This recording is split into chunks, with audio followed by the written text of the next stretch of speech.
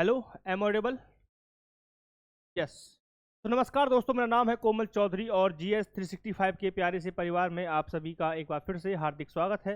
मैं आशा करता हूं आप बहुत स्वस्थ, मंगल में और तंदुरुस्त होंगे और अपनी तैयारी को बहुत ही बेहतर ढंग से कर रहे होंगे। तो बच्चों, बिना देरी करते हुए बढ़ेंगे आज के सेशन की तरफ। आप सभी को पता है सेशन हमारा कितने बजे स्टार्ट होने वाला था, एंड ड्यू टू लेट, ठीक है, और लेट होने का रीज़न क्या रहेगा? लेट होने का रीज़न रहेगा thank to you and Ambani family, कि उन्होंने हमारा इतना ध्यान रखा और हमें इतनी अच्छी सर्विस दी।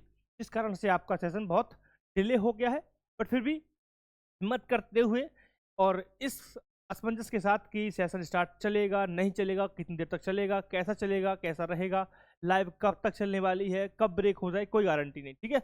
लेकिन फिर भी मुझे उम्मीद है कि ये सेशन लगातार चलता रहेगा और पूरा हम सेशन करेंगे। इसी उम्मीद के साथ हम स्टार्ट करेंगे आज का सेशन, ठीक है। तो देखेंगे हम पहले प्रश्न की तरफ। आप सभी को पता है कि यह सेशन किस इंटेंट और किस इंटेंशन के साथ हमने रखा है। आप सभी को पता है बेटा कि हम इस सेशन में GS और GK के 30 क्वेश्चंस अटेम्प्ट करते हैं with the detail analysis, so that हम जान पाएं कि हमारी तैयारी किस तरीके से हमें करनी है, क्या हमें स्ट्रेटजी रखनी है, क्या रणनीति हमें अपने एग्जाम के लिए बनानी है, ठीक है। इसी उद्देश्य के साथ हम स्टार्ट करते हैं यह सेशन, ठीक है जी। तो बढ़ेंगे अपने पहले प्रश्न की तरफ। पहला प्रश्न आपके सामने बेटा क्या पूछा गया? आपसे पूछा गया है कि क्लासिकल म्यूजिक, क्या पूछा बेटा? आपसे पूछा गया है कि क्लासिकल म्यूजिक के लिए कालिदास सम्मान 2022 किसे दिया गया है, ठीक है। तो क्या पूछा गया आपसे? आपसे पूछा गया है कि सर क्लासिकल म्यूजिक के लिए कालिदास सम्मान किसे दिया गया है, ठीक है। कालिदास सम्मान की यहाँ पे बात हो रही है। विकल्प आपके सामने मौजूद हैं। क्या विकल्प बेटा? KG सुब्रमण्यम, पंडित वेंकटेश कुमार, मल्लिकार्जुन मंसूर एंड सेमुनगुड़ी श्रीनिवास अय्यर, ठीक है। तो 4 विकल्प आपके सामने हैं। जल्दी से देंगे कमेंट और बताएंगे सर सही जवाब क्या है, ठीक है।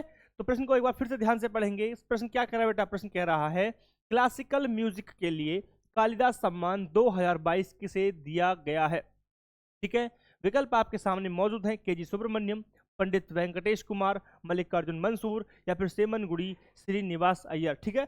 4 विकल्प आपके दिए हैं बेटा। सही जवाब क्या है? बिल्कुल बेटा विकल्प बी यहाँ पर क्या हो जाएगा? सही जवाब हो जाएगा। जो बच्चे कह रहे हैं विकल्प बी बिल्कुल ही सही जवाब है बेटा। पंडित वेंकटेश कुमार बिल्कुल ही सही जवाब है। राइट, क्लियर यहाँ तक? डन। समझेंगे बेटा कि जब हम बात कर रहे हैं सर कालिदास सम्मान को लेकर, तो आप जानेंगे सर कालिदास सम्मान, आप मुझे बताएंगे कमेंट करके कि कालिदास सम्मान किसके द्वारा कालिदास सम्मान दिया जाता है। तो आप बोलेंगे सर कालिदास सम्मान मध्य प्रदेश सरकार के द्वारा दिया जाता है, ठीक है बेटा। तो मध्य प्रदेश सरकार के द्वारा यह सम्मान दिया जाता है, कालिदास सम्मान, ठीक है। अगर आपसे पूछा जाए कि कालिदास सम्मान किस सरकार के द्वारा दिया जाता है, तो बेटा याद रखेंगे कालिदास सम्मान मध्य प्रदेश सरकार के द्वारा दिया जाता है, ठीक है साहब, क्लियर। सन 2022 में यह अवार्ड किसने जीता था, यह सम्मान किसे मिला था? तो जो विकल्प दिए गए हैं उनके आधार पर हमें कह सकते हैं कि पंडित वेंकटेश कुमार को यह अवार्ड दिया गया था, यह पुरस्कार दिया गया था। क्लियर बेटा, कोई दिक्कत यहाँ तक? डन। अगर हम बात करें इस सम्मान को स्थापित कब किया गया था, इस सम्मान की स्थापना कब हुई थी बेटा? इस सम्मान की स्थापना कब हुई थी? तब क्या बोलेंगे आप? इस सम्मान को कब स्थापित किया गया था, यानी कि कालिदास सम्मान, कालिदास पुरस्कार जो मिलता है उसकी स्थापना कब हुई थी? थोड़ा आप बोलेंगे इस सम्मान को 1980 से 1981 में इस सम्मान को स्थापित किया गया था। क्लियर पर तक? अगर हम बात करें इसके जो प्रथम, इसे कौन व्यक्ति थे जिन्हें पहली बार यह सम्मान दिया गया था, ठीक है बेटा। तो याद रखेंगे सर मल्लिकार्जुन मंसूर, क्या बोलेंगे सर? मल्लिकार्जुन मंसूर और श्रीनिवास अय्यर, 2 ऐसे व्यक्ति थे जिन्हें पहली बार यह अवार्ड दिया गया था, यह पुरस्कार दिया गया था। तो क्या बोलेंगे सर? यह व्यक्ति, जो दोनों व्यक्ति आप दिख रहे हैं, ये दोनों व्यक्ति वो हैं जिन्हें पहली बार प्रथम व्यक्ति हैं जिन्हें यह अवार्ड मिला था, प्रथम व्यक्ति हैं जिन्हें यह पुरस्कार दिया गया था, ठीक है साहब, क्लियर पॉइंट तक? ठीक है? पुरस्कार क्लियर, डन है बेटा, कोई दिक्कत? अगर हम बात करें सर इस पुरस्कार को लेकर, इस पुरस्कार में कितनी राशि दी जाती है, क्या क्या मिलता है बेटा? तो इस पुरस्कार का जो विजेता होता है उसे 2 लाख रुपए नगद राशि मिलती है और एक सर्टिफिकेट दिया जाता है। क्लियर है तक? डन है जी, कोई दिक्कत? डन, ठीक है, राइट। अगर हम बात करें अब लेटेस्ट अपडेट की, तो बेटा 2024 में यह अवार्ड पंडित उदय भावलकर को मिला था, ठीक है। 2024 में यह जो अवार्ड है पंडित उदय भावलकर को यह सम्मान दिया गया था। क्लियर जी पॉइंट यहाँ तक? डन है? कोई दिक्कत बताओ बेटा, ठीक है राइट। चलिए नेक्स्ट जाने की हम बात करेंगे बेटा कि पंडित वेंकटेश कुमार कौन से घराने से संबंध रखते हैं, ठीक है। तो अगर हम बात करें किस घराने से पंडित वेंकटेश कुमार संबंध रखते हैं तो क्या बोलेंगे सर आप? कौन से घराने से संबंध रखते हैं, जल्दी से कमेंट करेंगे, बताएंगे सही जवाब क्या है। वेरी गुड, बहुत अच्छे बेटा। तो किराना और ग्वालियर घराना, बिल्कुल सही बेटा। किराना और, लिखेंगे सर कराना और ग्वालियर घराना रहेगा बेटा। क्या रहेगा? किराना और ग्वालियर घराने से हमें संबंध देखने को मिलता है, ठीक है। किराना और ग्वालियर घराने से हमें संबंध देखने को मिलता है, ठीक बेटा। क्लियर है? डन है? कोई दिक्कत? ठीक है बेटा, वेरी गुड। चलो ठीक है, कोई दिक्कत नहीं है, चले आगे। क्लियर? तो हमने क्या समझा बेटा कि क्लासिकल म्यूजिक के लिए कालिदास सम्मान 2022 पंडित वेंकटेश कुमार को दिया गया है। किराना और ग्वालियर घराने से संबंध रखते हैं मल्लिकार्जुन मंसूर और सुमन गुड़ी श्रीनिवास अय्यर प्रथम व्यक्ति हैं जिन्हें यह पुरस्कार दिया गया है और इस पुरस्कार को 1980-81 के समय पर स्थापित किया गया है, ठीक है बेटा। क्लियर है जी? चलिए देखेंगे अगले प्रश्न को। अगला प्रश्न आपके सामने है, किताब ए सूटेबल बॉय, किताब ए सूटेबल बॉय, ठीक है। एक बुक की बात हो रही है बेटा, एक बुक की बात हो रही है। कौन सी बुक है बेटा? A suitable boy. A suitable boy 1993 में किसने लिखी थी, ठीक है। इसके लेखक पूछे जा रहे हैं आपसे। विकल्प आपके सामने क्या बेटा? Vikram Seth, Arundhati Roy, Kiran Desai and David डेविडर। तो जल्दी से बताएंगे सही जवाब क्या है। विकल्प आपके सामने क्या बेटा? Vikram Seth, Arundhati Roy, Kiran Desai, David डेविडर।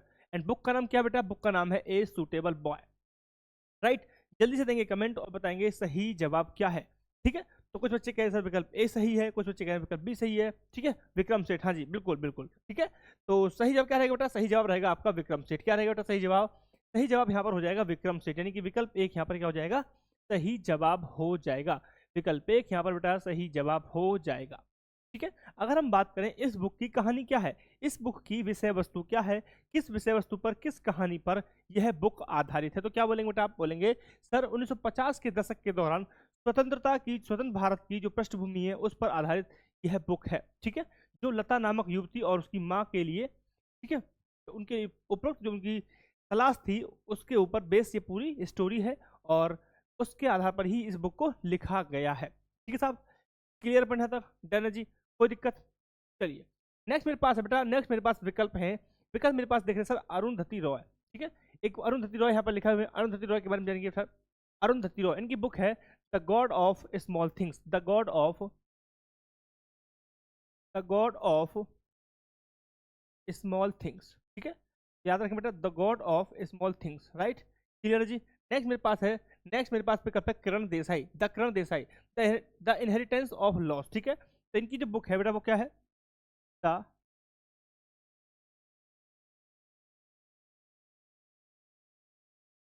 Inheritance of loss, ये बुक है, ठीक है साहब। क्लियर? डन है जी, कोई दिक्कत? क्लियर बेटा, ठीक है। चलिए तो अगला प्रश्न आप देखेंगे। अगला प्रश्न आपके सामने ये रहा, इलेक्ट्रॉन प्रोटॉन और न्यूट्रॉन के चार्ज के साइन क्रम से हैं, ठीक है। यानी आपसे पूछा जा रहा है कि इलेक्ट्रॉन पर कौन सा साइन होता है, प्रोटॉन पर कौन सा साइन होता है और न्यूट्रॉन पर कौन सा साइन होता है। बहुत ही आसान सा प्रश्न आपके सामने है, ठीक है। 9th क्लास में आपको पढ़ने को मिल जाता है कि इलेक्ट्रॉन नेगेटिव होता है, प्रोटॉन पॉजिटिव होता है और न्यूट्रॉन जीरो होता है, उदासीन होता है, ठीक है। तो इलेक्ट्रॉन नेगेटिव होगा, प्रोटॉन पॉजिटिव होगा और न्यूट्रॉन क्या होता है? न्यूट्रल होता है, जिसे उदासीन भी आप कहते हैं। तो बेटा बताइए, जल्दी से बताएंगे कमेंट करके सही जवाब क्या है। क्या लगता है सर आपको सही जवाब? तो बच्चे कह रहे हैं विकल्प ए यहाँ पर सही है। फिर जिन बच्चों ने बोला विकल्प ए सही है उनका बिल्कुल ही सही जवाब है, ठीक है। तो वेरी गुड, जो बच्चे कह रहे हैं विकल्प ए बिल्कुल ही सही जवाब बेटा। यहाँ पर विकल्प ए होगा नेगेटिव, पॉजिटिव और न्यूट्रल, यानी कि इलेक्ट्रॉन के लिए नेगेटिव हो जाएगा, प्रोटीन के लिए पॉजिटिव हो जाएगा और न्यूट्रॉल के लिए क्या हो जाएगा? न्यूट्रल हो जाएगा। न्यूट्रॉन के लिए न्यूट्रल हो जाएगा, ठीक है साहब। क्लियर है? डन। अगर हम बात करते हैं इलेक्ट्रॉन पर ऋणात्मक आवेश होता है और इसका मान कितना होता है बेटा? इसका मान कितना होता है इलेक्ट्रॉन पर? जो इलेक्ट्रॉन की अगर हम बात कर रहे हैं, इलेक्ट्रॉन पर ऋणात्मक आवेश होता है, इलेक्ट्रॉन पर ऋणात्मक आवेश होता है और इसका मान कितना होता है? तो क्या बोलेंगे साहब? आप बोलेंगे 1.6, यानी कि माइनस के 1.6 10⁻⁻19 होता है, ठीक है। ये आपको याद रखना है, ये वैल्यू आपके एग्जाम में डायरेक्ट पूछी जा सकती है, राइट। अगर हम वही बात करें प्रोटॉन के लिए क्या वैल्यू होती है जी, प्रोटॉन के लिए क्या होगा बेटा, तो ये प्लस का हो जाएगा 1.6 10⁻⁻⁹ हो जाएगा। ठीक है, ये आपको याद रखना है। ठीक है बेटा, क्लियर बेटा यहाँ तक।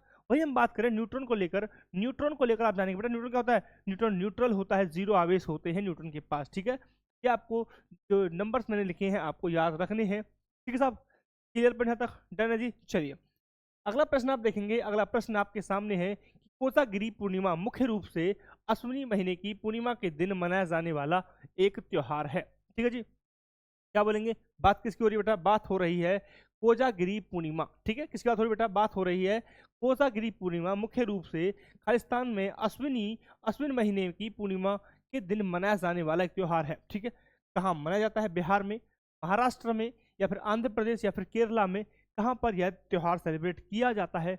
विकल्प आपके सामने मौजूद है, जल्दी से कर देंगे कमेंट और बता देंगे सर सही जवाब क्या है।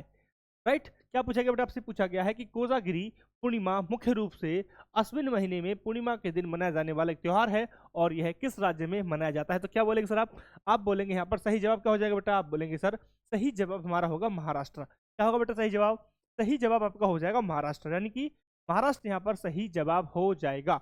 यानी कि कोजागिरी पूर्णिमा जो हम बात कर रहे हैं वह महाराष्ट्र में सेलिब्रेट की जाती है। Right, clear, done. इसका एक और नाम है, इसका एक और नाम है जो आप याद रखेंगे बेटा, इसे हम शरद पूर्णिमा के नाम से भी जानते हैं बेटा। किसे, इसे हम शरद पूर्णिमा के नाम से भी जानते हैं। क्या बोलेंगे बेटा, आप बोलेंगे सर इसे हम शरद पूर्णिमा के नाम से भी जानते हैं। ठीक है साहब, किसके नाम से जानते हैं सर, इसे आप शरद पूर्णिमा के नाम से भी जानते हैं। क्लियर बेटा, डन है जी, कोई दिक्कत। राइट, जब हम बात कर रहे हैं कोजागिरी पूर्णिमा, इसमें क्या होता है बेटा, इसमें रात में लक्ष्मी जी की पूजा होती है और लोग पूजा जगते हैं और माना जाता है कि देवी लक्ष्मी आधी रात को पृथ्वी पर आती हैं और पूछती हैं कि कौन कौन को जागती हैं और कौन जाग रहा है। ठीक है, पूछती हैं और जगाती हैं, जाग, ठीक है, इसलिए इसे कोजागिरी कहा जाता है। ठीक है, कौन जाग रहा है ये देखती हैं वो आकर के। ठीक है, इसीलिए इसे हम बोलते हैं कोजागिरी उत्सव। क्या बोलते हैं बेटा, इसीलिए इसे कोजागिरी उत्सव बोलते हैं। ठीक है साहब, क्लियर बेटा तक। इस त्योहार की सबसे ज्यादा खास बात यह है बेटा कि इस त्योहार में जो चांद की रोशनी में मसाला दूध पीना होता है। ठीक है, राइट, मसाला दूध इसमें पीने की बात यहाँ पर है। ठीक है, राइट, रखा जाता है, पहले मसाला दूध रखा जाता है। ठीक है, राइट, और पिया भी जाता है।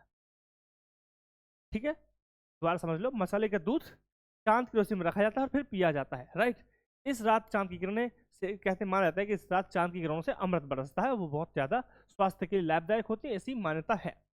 ठीक है साहब, क्लियर पॉइंट है तक, डन है जी, कोई दिक्कत, कोई दिक्कत।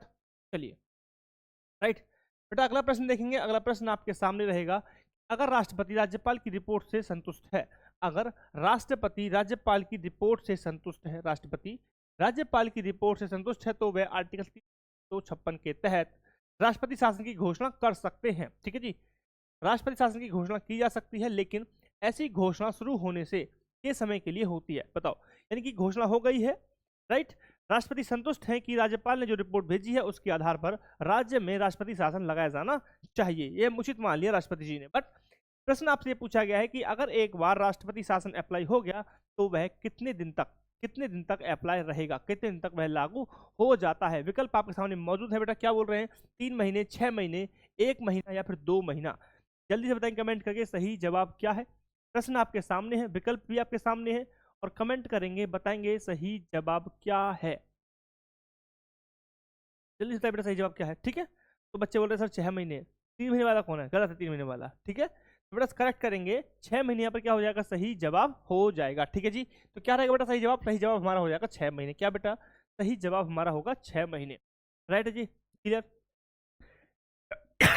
ठीक है, तो क्या समझ में आया, हमारे समझ में आ गया कि भारत के संविधान में तो 56 के तहत राष्ट्रपति शासन की जो शक्तियां हैं, राष्ट्रपति शासन के बारे में जिक्र मिलता है। राइट, लेकिन किसकी रिपोर्ट के आधार पर बेटा, राज्यपाल की रिपोर्ट के आधार पर। अगर राष्ट्रपति को यह लगता है कि राज्यपाल के द्वारा दी गई रिपोर्ट संतुष्ट है वो उससे, तो राष्ट्रपति शासन लागू हो सकता है। और जब एक बार उद्घोषणा हो जाती है तो उसे शुरू होने के 6 माह तक वह वैध रहती है, वह वैध रहती है।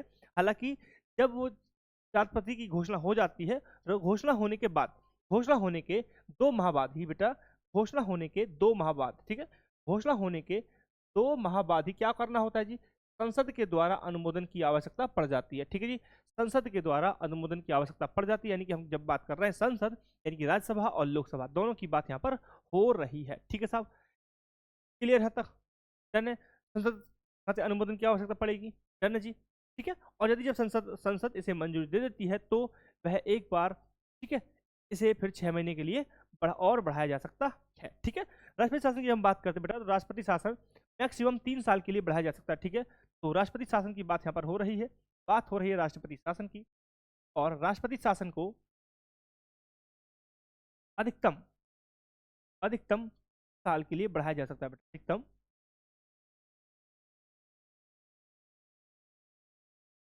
राष्ट्रपति शासन को अधिकतम 3 साल के लिए बढ़ाया जा सकता है। ठीक है, लेकिन शर्त यह है कि हर 6 महीने पर उसे क्या करना है, संसद के द्वारा अनुमोदन किया जाएगा। ठीक है साहब, क्लियर है, डन है। लेकिन एक चीज आप याद रखेंगे, ठीक है साहब, डन है, कोई दिक्कत? ठीक है, बताओ।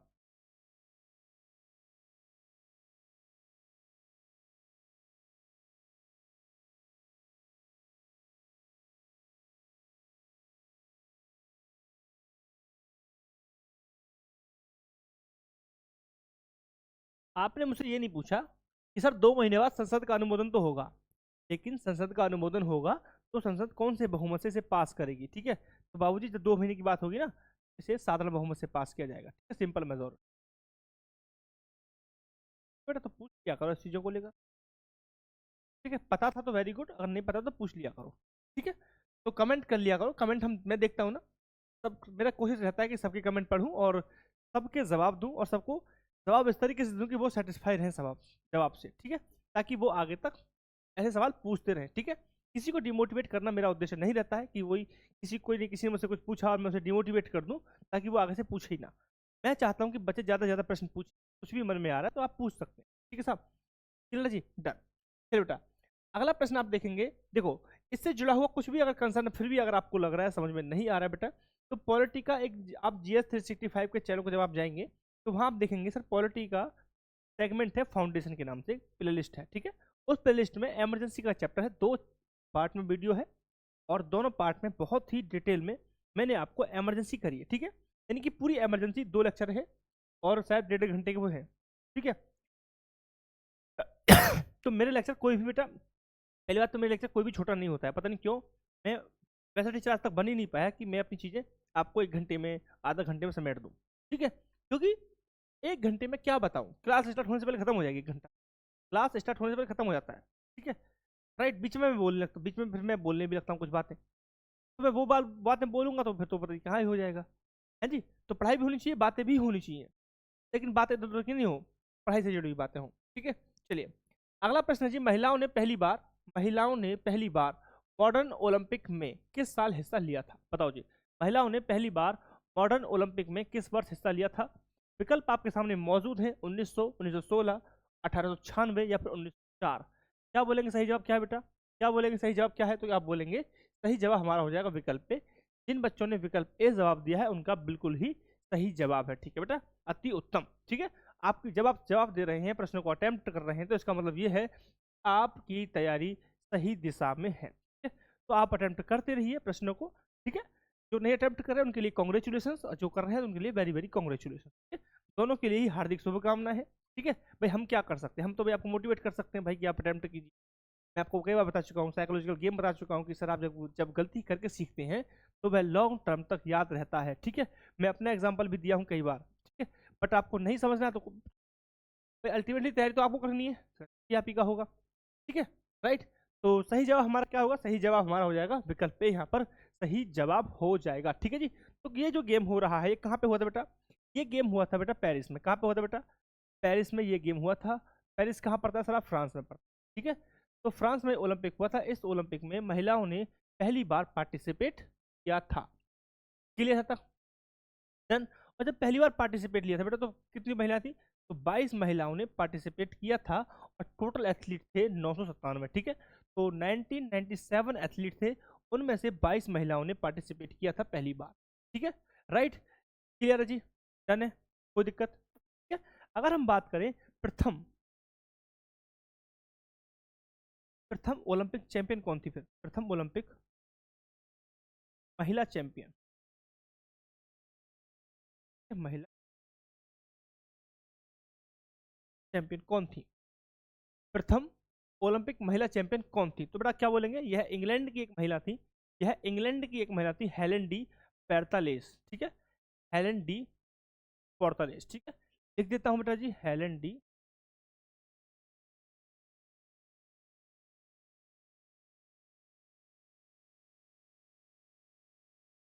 इंग्लैंड से थी, प्रथम चैंपियन ये थी महिलाओं में। क्लियर, डन, कोई दिक्कत?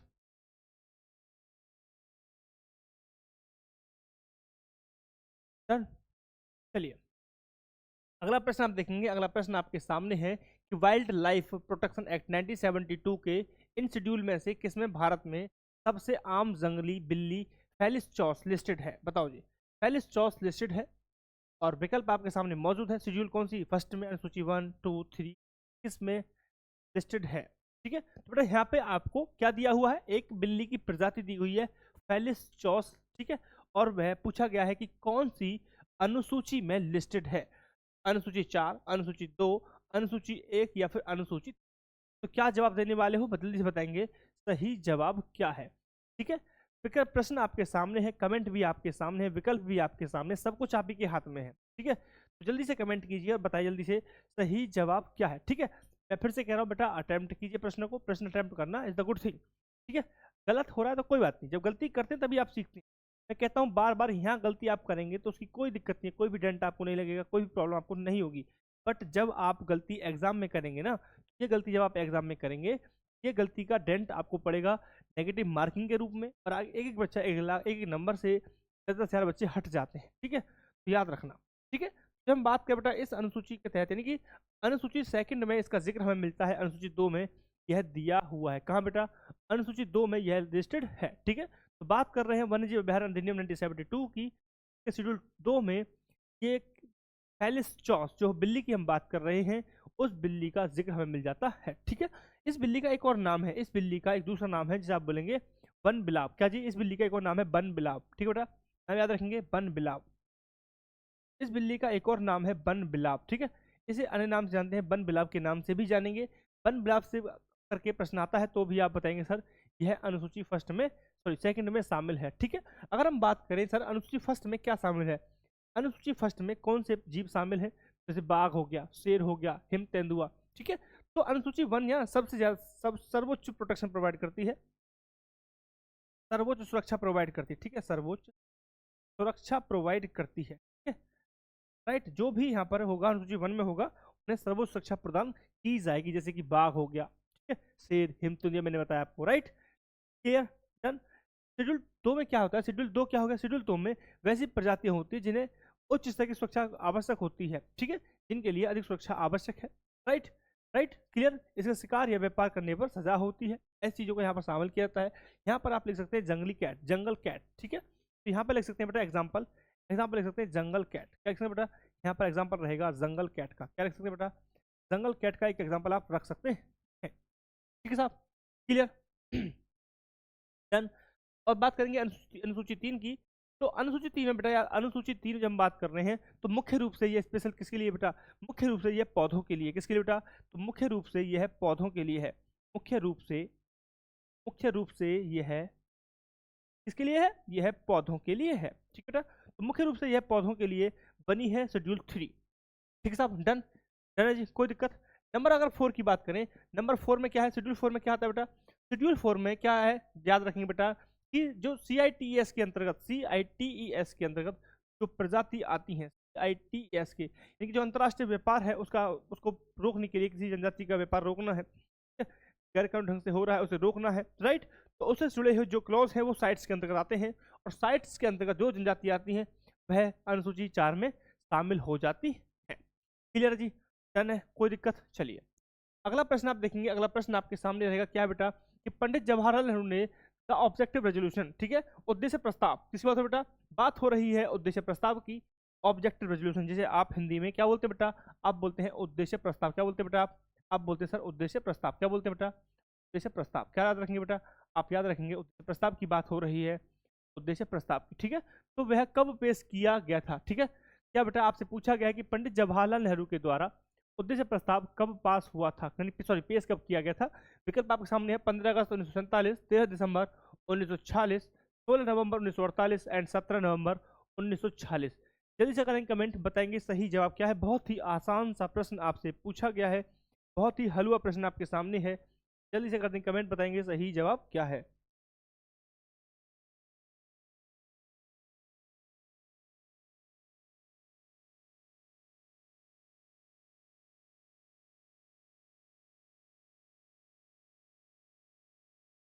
ठीक है बेटा, बताइए जल्दी सही जवाब क्या है। पानी पी रहा हूँ मैं, टाइम दो। सब लोग कमेंट की जल्दी से बताइए सही जवाब करके, मैं वेट कर रहा हूँ आपका।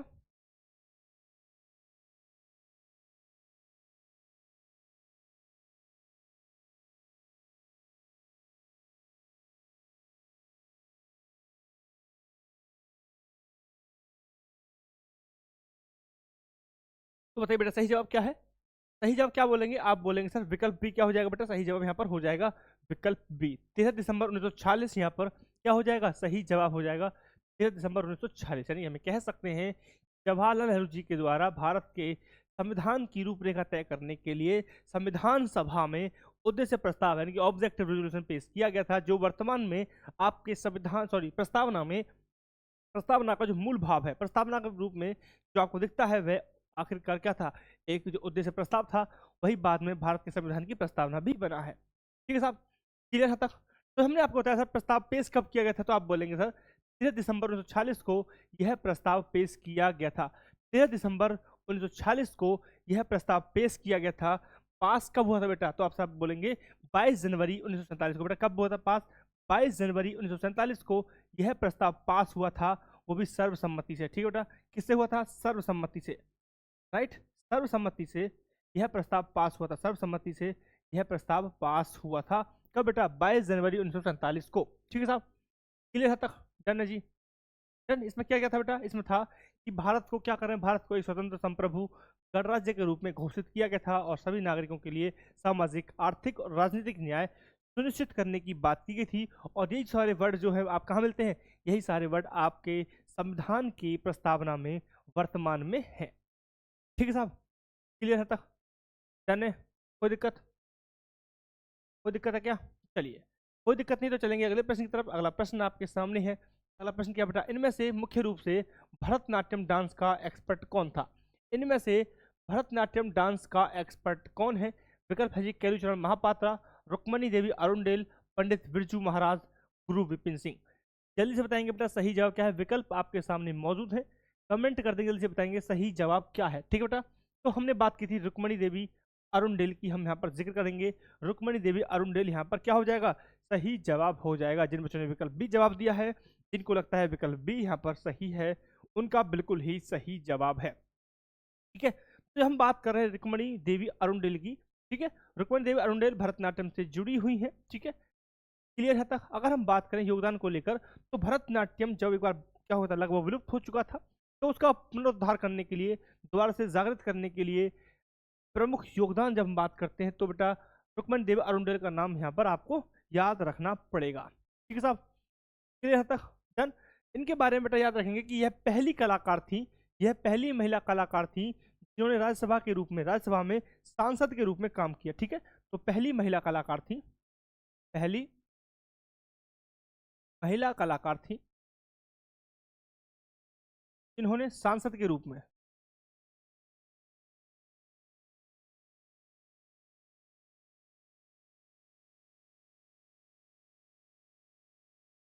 ठीक है, जिन्होंने सांसद के रूप में काम किया। ठीक है साहब, क्लियर, डन, डन है। इनके बारे में लिखेंगे बेटा, रुक्मणी देवी अरुणडेल ने 1936 में 1936 में 1936 में एक संस्था स्थापित की थी जिसका नाम था कला क्षेत्र फाउंडेशन। क्या बोलेंगे सर आप, एक संस्था थी कला क्षेत्र फाउंडेशन। ठीक है जी, तो इन्होंने एक संस्था भी स्थापित की थी कला क्षेत्र फाउंडेशन के नाम से। क्या बेटा क्या बोलेंगे, कला क्षेत्र फाउंडेशन के नाम से एक संस्था स्थापित की थी जिसका नाम है कला क्षेत्र फाउंडेशन। ठीक है, 1936 में इसे स्थापित किया गया था। क्लियर, डन है जी। चलिए नेक्स्ट देखो जी, अब विकल्प देखेंगे। विकल्प ए क्या कह रहा है बेटा हमारे पास, विकल्प हमारे पास ए है। विकल्प ए कह रहा है बेटा, विकल्प ए की अगर बात करेंगे, कैलूचरण महापात्र। कैलूचरण महापात्र किस नृत्य से जुड़े हुए हैं बेटा? तो आप बोलेंगे कैलूचरण महापात्र बेटा किससे जुड़े हुए हैं? आप बोले सर उड़ीसा से जुड़े हुए हैं। किसे बेटा? उड़ीसी नृत्य से जुड़े हुए हैं कैलीचरण महापात्रा। ठीक है साहब, क्लियर पॉइंट है तक डन। इन्हें भी याद किया जाता है कि जो ओडिसी नृत्य है उसको फिर से जीवित करने के लिए और उसे शास्त्रीय दर्जा दिलाने के लिए इनकी महत्वपूर्ण भूमिका रही थी। राइट है जी, क्लियर बेटा, डन है, कोई दिक्कत? चलिए नेक्स्ट मेरे पास विकल्प हमारे पास सी रहेगा बेटा। विकल्प सी की अगर हम बात करेंगे, विकल्प सी क्या है बेटा? पंडित बिरजू महाराज। क्या है बेटा विकल्प सी? विकल्प सी क्या है बेटा? पंडित बिरजू महाराज। राइट, तो पंडित बिरजू महाराज किससे जुड़े हुए? तो आप बोलेंगे सर पंडित बिरजू महाराज कथक से जुड़े हुए हैं। किससे बेटा? कथक डांस फॉर्म से जुड़े हुए हैं, याद रखेंगे, कथक डांस फॉर्म से जुड़े हुए हैं बिरजू महाराज। ठीक है बेटा, अगर हम बात करें बिरजू महाराज को लेकर कि बिरजू महाराज किस घराने से संबंधित है, तो क्या बोलेंगे सर आप? बिरजू महाराज किस घराने से संबंधित है? तो आप बोलेंगे सर कालका बिंदादीन घराना। ठीक है, तो कालका कालका बिंदादीन घराना। ठीक है बेटा, कालका बिंदादीन घराना। ठीक है, कहाँ पड़ता है बेटा? लखनऊ में। कहाँ पड़ा? लखनऊ का कालका बिंदादीन घराने से इनका संबंध हमें देखने को मिल जाता है। क्लियर। नेक्स्ट मेरे पास विकल्प बेटा, विकल्प डी हमारा रहेगा। कौन है विकल्प डी? विकल्प डी पे हमारे पास है बेटा गुरु विपिन सिंह। क्या बेटा नाम क्या रहेगा? गुरु विपिन सिंह। और गुरु विपिन सिंह को बेटा मणिपुरी नृत्य से जुड़े हुए, कैसे बेटा? आप बोलेंगे मणिपुरी नृत्य से जुड़े हुए हैं। ठीक है, मणिपुरी नृत्य से जुड़े हुए हैं और इन्हें मणिपुरी नृत्य का जनक कहा जाता है। क्या बेटा? इस नृत्य का जनक। ठीक है, इस नृत्य का जनक इन्हें कहा जाता है। ठीक है, इस नृत्य का जनक इन्हें कहा जाता है। ठीक है, तो चारों ही नाम बेटा अपने आप में बहुत ही जरूरी है अलग अलग नृत्य को लेकर के। ठीक है, तो पहले जब बात करेंगे कैलूचरण महापात्र बेटा जुड़े हुए हैं ओडिसी नृत्य से, बहुत ही जरूरी नाम है। रुक्मणी देवी अरुणडेल पहली महिला कलाकार थी जिन्होंने सांसद के रूप में काम किया और यह भरतनाट्यम से जुड़ी हुई है। ठीक है जी, राइट है। 1936 में एक फाउंडेशन को स्थापित किया, कला क्षेत्र फाउंडेशन को। विकल्प सी की बात करें बेटा, विकल्प सी जो हम बात कर रहे हैं, पंडित बिरजू महाराज कथक से जुड़े हुए हैं और इन्होंने यह कालका बिंदादीन घराने से संबंध रखते हैं जो लखनऊ से जुड़ा हुआ है। ठीक है जी, नेक्स्ट मेरे पास है जी गुरु विपिन सिंह। गुरु विपिन सिंह की जब हम बात करें बेटा तो यह मणिपुरी नृत्य से जुड़े हुए हैं और इस नृत्य का जनक इन्हें कहा जाता है। ठीक है, तो अगला प्रश्न आप देखेंगे, अगला प्रश्न आपके सामने है। क्या जी अगला प्रश्न? अगला प्रश्न क्या है बेटा? इनमें से कौन सा एम डाइक्लोरोबेंजीन का IUPAC नाम है? बताओ, इनमें से कौन सा एम डाइक्लोरोबेंजीन का IUPAC नाम है? विकल्प आपके सामने मौजूद है जी। क्या है विकल्प? 4, 1, 2, 1, 3, 2, 3। ठीक है, आई का आप पढ़ लेना क्योंकि I am not able to do the correct pronunciation. ठीक है, राइट, तो सही जवाब क्या रहेगा बेटा? सही जवाब रहेगा आपका विकल्प सी। क्या रहेगा बेटा सही जवाब? सही जवाब रहेगा विकल्प सी, यहाँ पर हमारा हो जाएगा। ठीक है साहब, क्लियर है जी। चलेंगे अगले प्रश्न की तरफ। अगला प्रश्न आपके सामने है कि वर्ल्ड एथलेटिक्स अंडर 20 चैंपियनशिप 2021 18 से 22 अगस्त 2021 तक होनी थी और यह कहां पर हुई थी? South Africa, Brazil, Argentina and Kenya. जल्दी से बताएंगे कमेंट करके सर सही जवाब क्या है। विकल्प आपके सामने मौजूद हैं, जल्दी से बताएंगे सही जवाब क्या है। क्या पूछा गया बेटा? आपसे पूछा गया है कि वर्ल्ड एथलेटिक्स अंडर 20 चैंपियनशिप 2021 18 से 22 अगस्त 2021 तक कहां पे हुई थी? साउथ अफ्रीका में, ब्राजील, अर्जेंटीना या फिर केन्या में। क्या बोलेंगे सर आप क्या बोलेंगे यहाँ पर? सही जवाब क्या है? कहां पर यह इवेंट ऑर्गेनाइज हुआ था? ठीक है, तो विकल्प आपके सामने मौजूद हैं, कमेंट करेंगे, जल्दी से बताएंगे सही जवाब क्या है। तो विकल्प डी यहाँ पर क्या हो जाएगा बेटा? सही जवाब ही विकल्प डी हो जाएगा। मोहर लग चुकी है। सही जवाब क्या है? तो क्या बोलेंगे सर आप बोलेंगे सही जवाब है विकल्प डी, यानी कि यह इवेंट कहाँ पे होता बेटा? यह इवेंट केन्या में हुआ था। कहाँ पे होता बेटा? यह इवेंट केन्या में हुआ था। केन्या की राजधानी क्या है? केन्या की राजधानी नैरोबी। क्या है बेटा? केन्या की कैपिटल क्या है? नैरोबी। केन्या का कैपिटल क्या है बेटा? नैरोबी में। और यह इवेंट जो हुआ था वो कहाँ पे होता? यह इवेंट भी नैरोबी में ही हुआ था। कहाँ बेटा? नैरोबी। ठीक है, तो यह इवेंट भी कहाँ पे होता बेटा? नैरोबी में हुआ था। आप याद रखेंगे यह इवेंट नैरोबी में हुआ था। क्लियर है जी, डन है, कोई दिक्कत? कोई दिक्कत? ठीक है, तो पुराना इवेंट है, ज्यादा याद रखने की यहाँ पर जरूरत आपको नहीं पड़ेगी। ठीक है, चलिए अगला प्रश्न देखेंगे, इनमें से किसने गुलामगिरी बुक लिखी है? ठीक है, क्या बात हो रही बेटा? बात हो रही है गुलामगिरी बुक के लेखक कौन है? गुलामगिरी बुक के लेखक कौन है? ठीक है, ये पुस्तक के बारे में हम बहुत बार क्लास में जिक्र कर चुके हैं और इसके जो राइटर हैं उनको हम 3 से 4 बार जिक्र कर चुके हैं क्लास में, ठीक है। और जब भी मैं उनका जिक्र करता हूं तो बेटा मैंने आपको हर बार इस बुक के बारे में आपको बताया है कि यह बुक बहुत ही ज़्यादा ज़रूरी है, ठीक है। साथ ही साथ मैंने और भी व्यक्तियों के बारे में, बुक के बारे में बात की थी, लेकिन आज प्रश्न की बारी है ज्योतिबा फूले की बुक गुलामगिरी की, ठीक है। तो आज बारी है बेटा ज्योतिबा फूले की, और सही जवाब हो जाएगा विकल्प डी, यानी कि हमें कह सकते हैं कि गुलामगिरी बुक के लेखक कौन है? गुलामगिरी बुक के लेखक हैं बेटा ज्योतिबा फूले, राइट। ज्योतिबा फूले गुलामगिरी बुक के लेखक हैं, और इन्होंने 1873 ईस्वी में, 1873 में इस बुक को लिखा था, ठीक है बेटा। 1873 ईस्वी में इस बुक को लिखा था। अगर हम बात करें इस बुक की विषय वस्तु क्या थी, क्या सब्जेक्ट था, क्या टॉपिक था, किस विषय वस्तु पर यह बुक लिखी हुई थी, तो आप याद रखेंगे बेटा यह पुस्तक जाति व्यवस्था पर आधारित थी। जाति व्यवस्था जो ऊंच नीच है, ठीक है, समाज में जो जाति के आधार पर शोषण हुआ है उसके विरुद्ध जो इन्होंने स्टेप्स लिए थे उस पर प्रधान थी, जो आलोचनात्मक वर्णन था वो यहाँ पर दिया हुआ है, ठीक है जी। क्लियर है तक? डन है जी, कोई दिक्कत है? ठीक है, डन, ठीक है। तो हम बेटा एक चीज और याद रखेंगे, ठीक है, हम पहले भी कई बार जिक्र कर चुके हैं। एक प्रश्न आपसे पूछा गया था, सत्यशोधक समाज की स्थापना किसने की? सत्यशोधक, सत्यशोधक समाज एक संस्था है, शोधक समाज, इसकी स्थापना किसने की थी? इससे जुड़ा हुआ प्रश्न जब आपके सामने आया था तब हमने ये चीज अटेम्प्ट की थी, तब आपको बताया था कि ज्योतिबा फूले, ठीक है जी, ज्योतिबा फूले ने इस संस्था को स्थापित किया था, ठीक है जी। ये आप याद रखेंगे। कब हुई थी बेटा यह संस्था, कब स्थापित हुई थी? सर आप बोलेंगे यह संस्था 1873 में इस संस्था को स्थापित किया गया था। क्लियर पढ़ना था? जिसका उद्देश्य क्या था? इसका उद्देश्य भी वही था कि शोषित वर्गों को अधिकार दिलाना, महिलाओं को अधिकार दिलाना, यही इसी उद्देश्य के साथ इस संस्था को स्थापित किया गया था। क्लियर जी? ठीक है, मेरे पास विकल्प है, विकल्प हमारे सामने है बाल गंगाधर तिलक। क्या बेटा जी, क्या बोलेंगे सर? बाल गंगाधर तिलक की एक बुक का नाम बता दीजिए। बाल गंगाधर तिलक की किसी बुक का नाम बताएंगे तो सर आप बोलेंगे गीत रहस्य। क्या बोलेंगे बेटा? गीत रहस्य एक बुक है, एक बुक है बेटा गीत रहस्य, इनकी बुक बहुत प्रसिद्ध बुक है गीत रहस्य, ठीक है। एक और बुक याद देंगे, the Arctic home in the Vedas, the Arctic home in the Vedas, the Arctic home the Vedas, ठीक है, ये इनकी बुक है, ठीक है बेटा। क्लियर जी, याद रखेंगे, ठीक है। महात्मा गांधी की बुक लिखेंगे बेटा, महात्मा गांधी की बुक कौन सी बुक है याद रखने लायक, ठीक है। जैसे कि आप लिखेंगे हिंद स्वराज, क्या लिखेंगे बेटा? एक बुक का नाम लिखेंगे हिंद स्वराज, राइट। आ सकती है बेटा एग्जाम में, हिंद स्वराज आपके एग्जाम में आ सकती है, याद रखेंगे, ठीक है, राइट। सत्य के साथ मेरे प्रयोग, सत्य के साथ मेरे प्रयोग, सत्य के साथ मेरे प्रयोग, सत्य के साथ मेरे प्रयोग, ये क्या बेटा? ये आत्मकथा है गांधी जी की, ये क्या है बेटा? आत्मकथा है, गांधी जी की आत्मकथा है, ठीक है साहब। इसी तरीके से बेटा डॉक्टर भीमराव अम्बेडकर के बारे में अगर बात करेंगे आप, डॉक्टर भीमराव अम्बेडकर की बुक के नाम लिखेंगे तो annihilation of the caste, annihilation of the cast,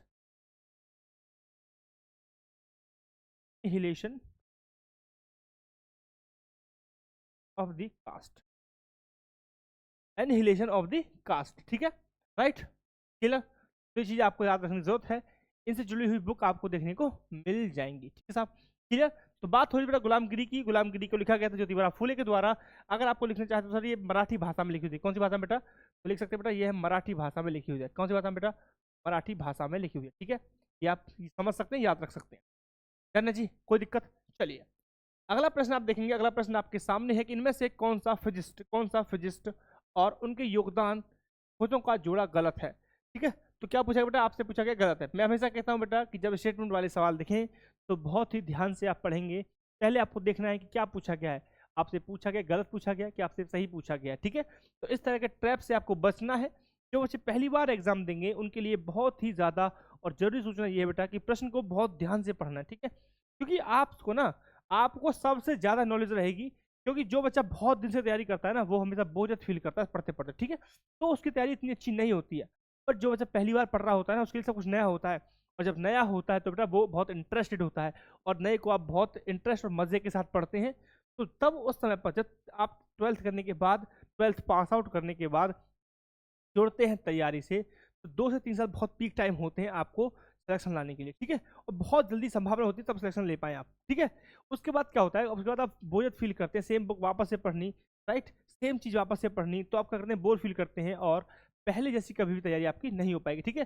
तो जो तैयारी आपकी स्टार्टिंग के फेज में हो जाती है ना, वो तैयारी आपकी ही रहती है, ठीक है, और बल्कि कम होती चली जाती है जैसे जैसे आप आगे बढ़ते जाते हैं, ठीक है, राइट। तो आप एक चीज़ समझेंगे, और जो नए बच्चे हैं वो उनसे मेरी विनम्र विनती है कि वो बेटा प्रश्न को बहुत ध्यान से पढ़ेंगे जब आप एग्जाम अटेम्प्ट करेंगे, ठीक है। चलिए, तो आप देखेंगे इनमें से कौन सा यहाँ पर गलत आपसे पूछा गया है। तो यह भी क्या है, यह भी एक प्रकार का ट्रैप है, और ट्रैप्स को आप समझ गए होंगे बच्चा कि यहाँ पर पूछा क्या गया, आपसे पूछा गया है कि निम्नलिखित में से कौन सा विकल्प यहाँ पर गलत है, ठीक है, राइट, यानी कौन सा मेल यहाँ पर नहीं है। तो बेटा गलत जो जवाब रहेगा वो रहेगा विकल्प डी, यहाँ पर क्या है बेटा, गलत जवाब रहेगा, ठीक है, विकल्प बी यहाँ पर गलत जवाब रहने वाला है, ठीक है साहब। विकल्प बी क्या हो जाएगा बेटा, गलत जवाब हो जाएगा, ठीक है, राइट। गलत क्यों बेटा, गलत क्यों है, क्योंकि गैलीलियो ने बेटा किसकी खोज की थी, गैलीलियो ने दूरबीन की खोज की थी, किसकी खोज की थी, गैलीलियो ने दूरबीन की खोज की थी। और प्रकाश की वेव थ्योरी, जब हम बात कर रहे हैं प्रकाश की वेव थ्योरी, इससे किस वैज्ञानिक के द्वारा यह थ्योरी दी गई थी, किस वैज्ञानिक के द्वारा यह थ्योरी दी गई थी, तो आप याद रखेंगे क्रिश्चियन हाइजेंस के द्वारा, बेटा किसके द्वारा, क्रिश्चियन हाइजेंस के द्वारा यह थ्योरी दी गई थी, क्रिश्चियन क्रिश्चियन हाइजेंस के द्वारा, क्रिश्चियन हाइजेंस के द्वारा यह थ्योरी दी गई थी, ठीक है। तो ये चीज आप याद रखेंगे। दोनों ही प्रश्न क्या है बेटा, दोनों ही यहाँ पर विकल्प डी क्या हो जाएगा बेटा, गलत जवाब हो जाएगा, सॉरी विकल्प डी ही यहाँ पर गलत स्टेटमेंट है, और सही जवाब हमारा विकल्प डी यहाँ पर हो जाएगा, ठीक है साहब, क्लियर है तक, डन जी, ठीक है, डन, ठीक है। तो जब हम बात करें गैलीलियो ने दूरबीन की खोज की थी, गैलीलियो ने बेटा जो बृहस्पति के चंद्रमाओं की खोज की थी, कि बृहस्पति के जो वो है सैटेलाइट्स, उपग्रह हैं, उनकी खोज की थी गैलीलियो ने, राइट। गैलीलियो ने लॉ ऑफ इनर्शिया यानी कि जड़त्व के जो सिद्धांत हैं वो भी गैलीलियो के द्वारा ही दिए गए हैं, क्लियर है जी, कोई दिक्कत, डन है। बाकी यहाँ पर बेटा सही जवाब सारे जो स्टेटमेंट हैं, जो थ्योरीज हैं वो सही जवाब है, जैसे कि हेनरिक रुडोल्फ हटर, इन्होंने इलेक्ट्रोमैग्नेटिक तरंगों का बनना बताया था। अल्बर्ट आइंस्टीन ने बेटा बताया था फोटो इलेक्ट्रिक इम्पैक्ट ऑफ की व्याख्या की थी। माइकल फैराडे ने इलेक्ट्रोमैग्नेटिक इंडक्शन के नियम के बारे में बात की थी, ठीक है। बाकी ये तीनों स्टेटमेंट क्या बिल्कुल सही जवाब है, विकल्प डी ही यहाँ पर क्या था बेटा, मिसमैच था, ठीक है। और आपसे पूछा क्या गया था, आपसे पूछा गया था सर मिसमैच कौन सा है, ठीक है, यही आपसे पूछा गया था, राइट, क्लियर। यहाँ पर याद रखेंगे बेटा अल्बर्ट आइंस्टीन की अगर आप बात याद रखेंगे, अल्बर्ट आइंस्टीन को आप याद रखेंगे बेटा, यहाँ पर क्यों याद रखेंगे उनके बारे में, क्या चीज़ें हैं, ठीक है। तो अल्बर्ट आइंस्टीन के बारे में याद रखेंगे क्या चीज़ है बेटा, अल्बर्ट आइंस्टीन के बारे में 1905 में इन्होंने क्या की थी, 1905 में फोटो इलेक्ट्रॉनिक इम्पैक्ट की व्याख्या की थी, और इसी के लिए इन्हें 1921 ईस्वी में 1921 में बेटा इन्हें नोबेल पुरस्कार दिया गया था, क्या बेटा, इन्हें नोबेल पुरस्कार दिया था, नोबेल पुरस्कार इनको दिया गया था फिजिक्स का, ठीक है साहब, याद रखेंगे, क्लियर जी, डन है। चलिए बेटा अगला प्रश्न आप देखेंगे, अगला प्रश्न आपके सामने है कि दंती वर्मन या दंती दुर्ग इनमें से किस राजवंश के संस्थापक थे। आपसे पूछा गया बेटा कि दंती वर्मन निम्नलिखित में से किस राजवंश के संस्थापक थे। बिल्कुल आसान सा प्रश्न आपसे पूछा गया, बिल्कुल हलवा प्रश्न था, बिल्कुल ही हलवा प्रश्न था, चेर, पाल, प्रतिहार या राष्ट्रकूट, ठीक है। मैं एक चीज आप समझेंगे, राइट, बिल्कुल ही हलवा प्रश्न आपको देखने को मिल रहा है। आपसे पूछा गया है कि दंती वर्मन या दंती दुर्ग किस राजवंश को स्थापित किया था, ठीक है, राइट। तो सही जवाब तो बेटा यहाँ पर विकल्प डी हो जाएगा, जिन बच्चों ने विकल्प डी बताया है बिल्कुल ही सही जवाब है आप सभी का, राइट। जो सोच रहे हैं कि विकल्प डी यहाँ पर सही जवाब था, बिल्कुल ही सही जवाब है, ठीक है। बट आप मेरे को बताइए कि सर हम इससे अगर मेरे पास अगर बेसिक इन्फॉर्मेशन हो तो क्या मैं तब भी ये प्रश्न कर सकता हूँ, बेटा जी बेसिक प्रश्न से भी आप इस प्रश्न को कर सकते हैं, ठीक है। तो मुझे बताइए सर, मुझे बताइए कि सर मुझे एक चीज़ बता दीजिए कि सर चेर वंश का राजवंश कौन था, चेर वंश का संस्थापक कौन था। तो चेर वंश का बेटा आप लिखेंगे उथियान, क्या था बेटा, चेर वंश का संस्थापक था उथियान, ठीक है। तो उथियान क्या था बेटा, उथियान चेर वंश का संस्थापक था, ठीक है। उथियान कौन था, चेर वंश का संस्थापक था उथियान, ठीक है, उथियान चेरलाथन, ठीक है। ये थे जी हमारे चेर वंश के संस्थापक, ठीक है। इसी तरीके से पाल वंश का कौन था बेटा, पाल वंश का कौन था, गोपाल था, पाल वंश का कौन है जी, पाल वंश के गोपाल थे, ठीक है साहब। नेक्स्ट मेरे पास है प्रतिहार, प्रतिहार की हम बात करते हैं तो नाग प्रथम फर्स्ट, ठीक है जी, नागभट्ट प्रथम, ठीक है, याद रखेंगे नागभट्ट फर्स्ट, ठीक है, नागभट्ट फर्स्ट की बात यहाँ पर होगी, ठीक है जी। राष्ट्रकूट यहाँ पर आई गया, ठीक है।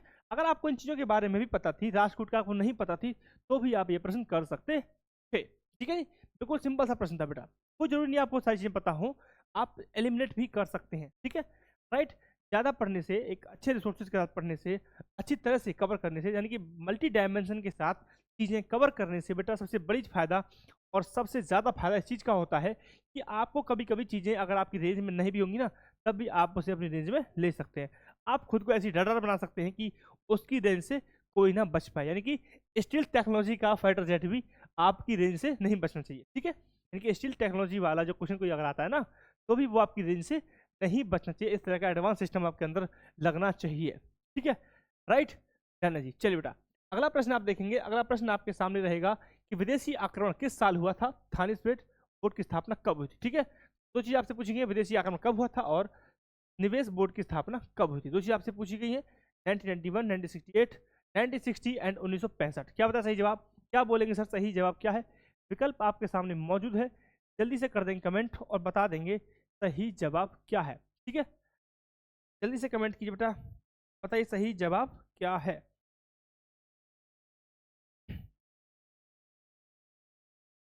विकल्प आपके सामने मौजूद है, कमेंट करेंगे सही जवाब क्या है।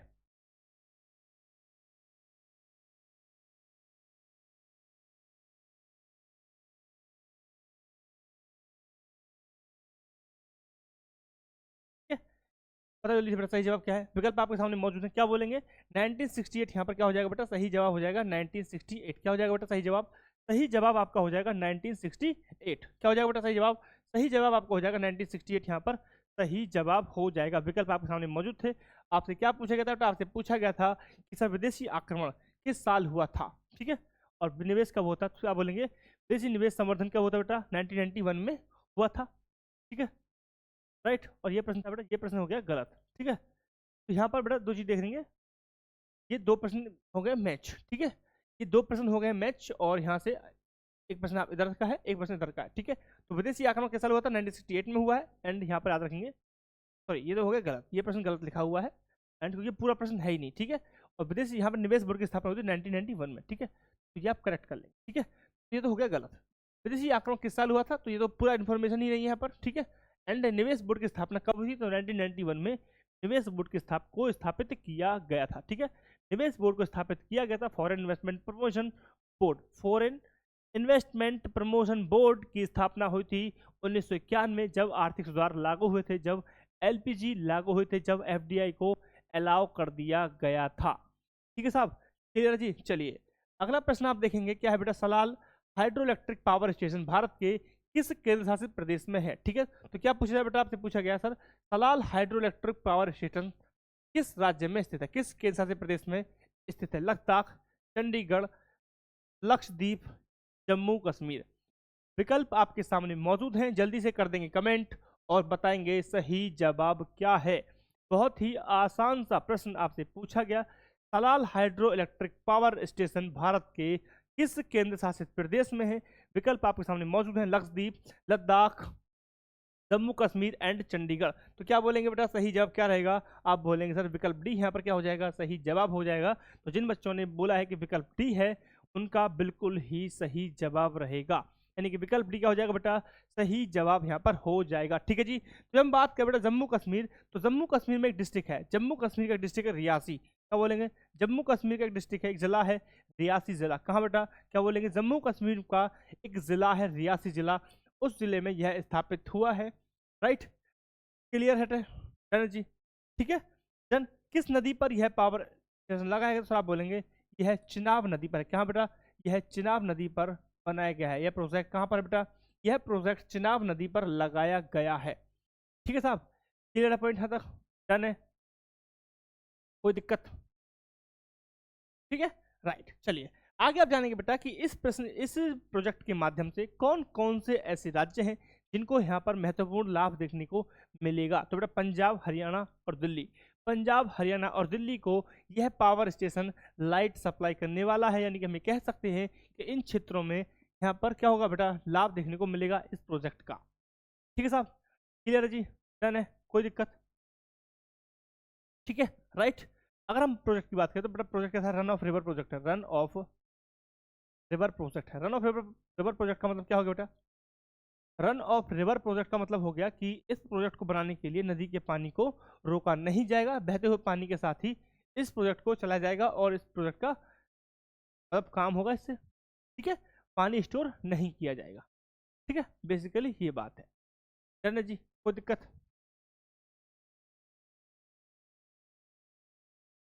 चलिए बेटा, अगला प्रश्न आप देखेंगे, अगला प्रश्न आपके सामने है ये रहा। आरबीआई द्वारा बॉन्ड बेचने से मनी सप्लाई होगी। आरबीआई ने बॉन्ड बेच दिया तो क्या होगा? मनी सप्लाई घटेगी या बढ़ेगी? बताओ जी। आरबीआई ने बॉन्ड बेच दिया तो क्या होगा? ठीक है, मुझे बताइए, दो चीजें हैं, ठीक है।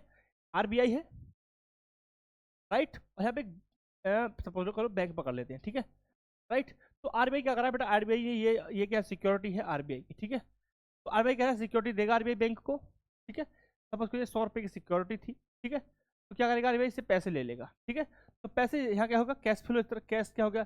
कैश फ्लो इस तरफ हो गया। फिर देखो, आरबीआई क्या दे रहा है? आरबीआई सिक्योरिटी दे रहा है बैंक को, ठीक है, दे दी। अब बैंक से क्या कर रहा है? बैंक से कह रहा है पैसे आप मुझे दे दो, ये पैसे आप ले लो और ब्याज हम देंगे आपको, ठीक है। 100 रुपये का 100 का 120 ले लेंगे। पहले पैसे की तो ये क्या होता है बेटा? पैसे तो 100 रुपये ना, ये 100 रुपये का अगर इन्होंने सिक्योरिटी दिया तो पहले से ही वो ब्याज काट के प्रेडिक्ट करके कम पैसे देगा। यानी कि सपोज करो 100 का था ना, तो ये कम से कम 95 रुपये इनको पहले से ही काट के देंगे, ठीक है। बैंक पहले से ही काट के देता है, राइट। मतलब कोई भी जो डील करते हैं तो इस तरीके से डीलिंग होती है, ठीक है जी। तो यहाँ पे क्या हो रहा है? मार्केट यानी कि बैंकों के पास जो पैसा है, भाई मार्केट का जो पैसा वो कैसा है? भाई बैंक ही तो आपको पैसा प्रोवाइड कराते हैं। आपको लोन चाहिए, कुछ भी चाहिए, तो कहाँ से लोगे? बैंक से लोन लोगे ना। तो मार्केट में पैसा कम हो जाएगा। जब आरबीआई खींच लेगा पैसा, आरबीआई ने सिक्योरिटी जारी कर दी, ठीक है, बोल रहा है मैं आपको अच्छा रेट दे दूंगा, कोई दिक्कत नहीं, मेरे को पैसे दे दो, ठीक है। तो पैसे ले क्या हुआ? तो बैंक रेट क्या हो रहा है? मनी सप्लाई कम हो जाएगी।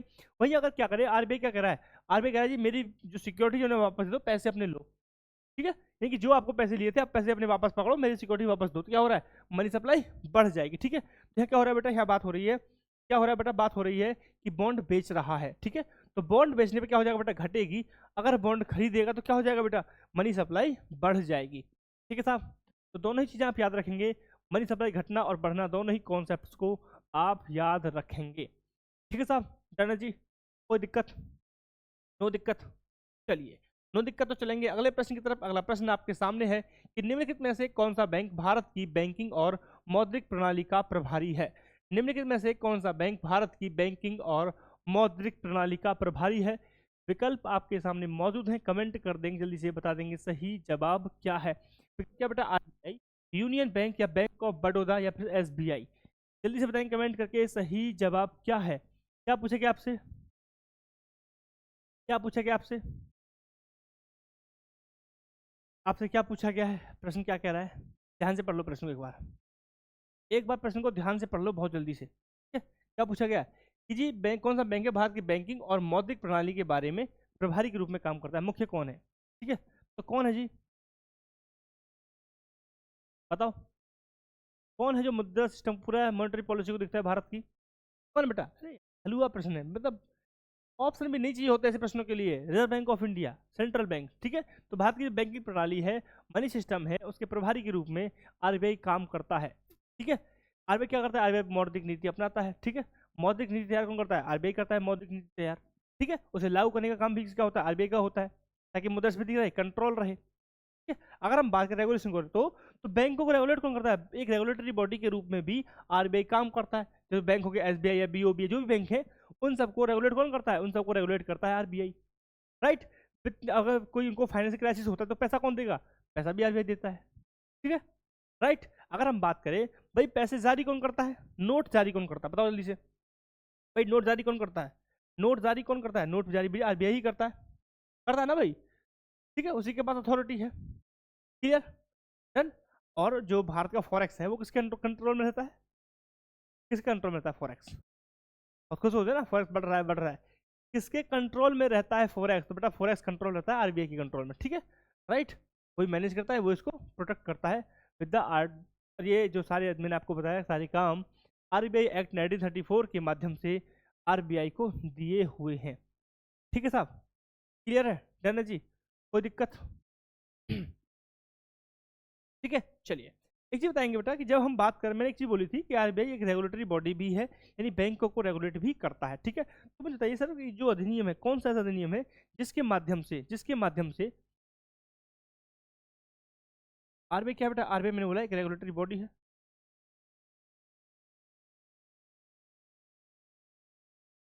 मैंने एक चीज बोली कि सर आरबीआई क्या है? आरबीआई एक रेगुलेटरी बॉडी है, बिल्कुल मान ली बात, ठीक है। लेकिन जो ये विनियमन का काम है, कौन सा अधिनियम है बेटा? तो आरबीआई विनियमन अधिनियम 1949 का एक अधिनियम है जिसके तहत आरबीआई को यह काम दिया हुआ है। कौन कौन सकती है कि वो लाइसेंस दे सकता है, कोई भी नया बैंक आरबीआई की अनुमति के बिना नहीं खुल सकता है। ठीक है, राइट। जो उनके डॉक्यूमेंटेशन है, राइट, कौन चेक करता है भाई? कौन चेक करता है? कोई भी डॉक्यूमेंटेशन है बैंक का, कौन चेक करेगा भाई? कौन चेक करता है? आरबीआई चेक करता है। ठीक है, किस तरह से काम कर रहे हो। ठीक है भाई, प्राइमरी प्राइमरी जो टारगेट है आरबीआई का वो है क्या पता है? वो है जो कस्टमर है उसका पैसा सुरक्षित रहे अल्टीमेटली। ठीक है, जो भी गाइडलाइंस होती है उसको देखते हुए वो बनती है। ठीक है, राइट। कोई भी नियम बनाना है कि सीआरआर इतना रहना है, एसएलआर इतना रहना है, तो कौन बताएगा? वो कौन निश्चित करता है बेटा? कौन तय करता है? तो तय करता है आरबीआई। कौन तय करता है बेटा? आरबीआई तय करता है। और ये सारी चीजें सारी चीजें कहाँ से आती हैं? सारी चीजें आती हैं आरबीआई रेगुलेशन एक्ट 1949 से। कहाँ से आती है बेटा?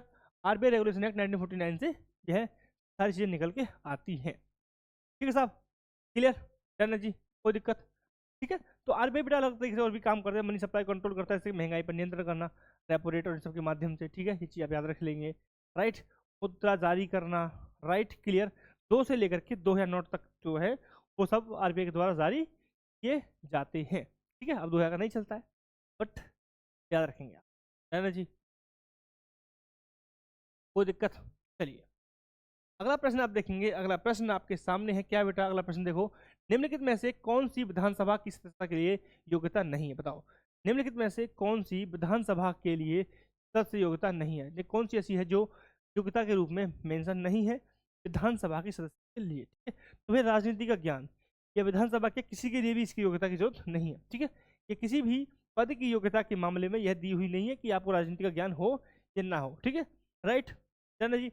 तो आपके पास क्या योग्यता होनी चाहिए? जब कोई लाभ का पद आप धारण नहीं करते हो, भारत के नागरिक हो, ठीक है, और 25 वर्ष की आयु पूरी कर चुके हैं। ये बात हो रही है बेटा विधानसभा को लिए। ठीक है जी, क्लियर है? कोई दिक्कत? बताओ, कोई दिक्कत है तो जल्दी से कमेंट कर दो, सही जवाब है। ठीक है, तो जो बच्चे कह रहे हैं विकल्प सी यहाँ पर बोला है उन्होंने, बिल्कुल ही सही जवाब है। ठीक है, मुझे बताइए कि सर जब बात कर रहे थे हम विधानसभा के लेकर के योग्यताओं को लेकर, तो कौन सा अनुच्छेद यहाँ पर एक्टिवेट हो जाता है? सर आप बोलेंगे अनुच्छेद 173 यहाँ पर एक्टिवेट हो जाएगा। कौन सा बेटा? अनुच्छेद 173 यहाँ पर एक्टिवेट हो जाएगा, जो ये कहता है कि उम्मीदवार को भारत का नागरिक होना चाहिए, उम्मीदवार की आयु कम से कम 25 वर्ष होनी चाहिए। ठीक है, उम्मीदवार लाभ के पद पर नहीं होना चाहिए, वह पागल या दिवालिया नहीं होना चाहिए। ठीक है, ये सारी चीज बात करता है अनुच्छेद 173। क्लियर है जी? डन है? कोई दिक्कत?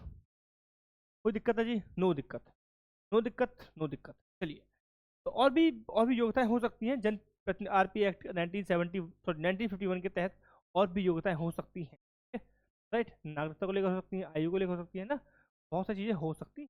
ठीक है जी, राइट, हम उस पर नहीं जा रहे हैं, हम बस सिर्फ यहाँ पर बात कर रहे हैं विधानसभा की योग्यता। ठीक है जी, क्लियर? जो संविधान में मेंशन है और विकल्पों के माध्यम से आपको बताई गई है। ठीक है साहब, क्लियर जी, राइट। अगर हम बात करें आरपीए एक्ट के तहत, ठीक है, आरपीए एक्ट के तहत हम जाने, तो जो अयोग्यता की डिस्क्वालिफिकेशन की बात की गई है बेटा, चलो एक डिस्क्वालिफिकेशन भी कर लेते हैं। ठीक है, चलो कर लेते हैं डिस्क्वालिफिकेशन।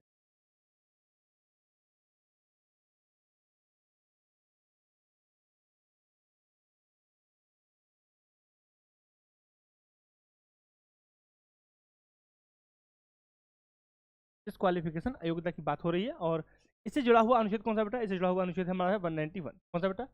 191 यहाँ पर जुड़ा हुआ है, इससे जुड़ा हुआ अनुच्छेद रहेगा 191। ठीक है साहब, क्लियर? डन।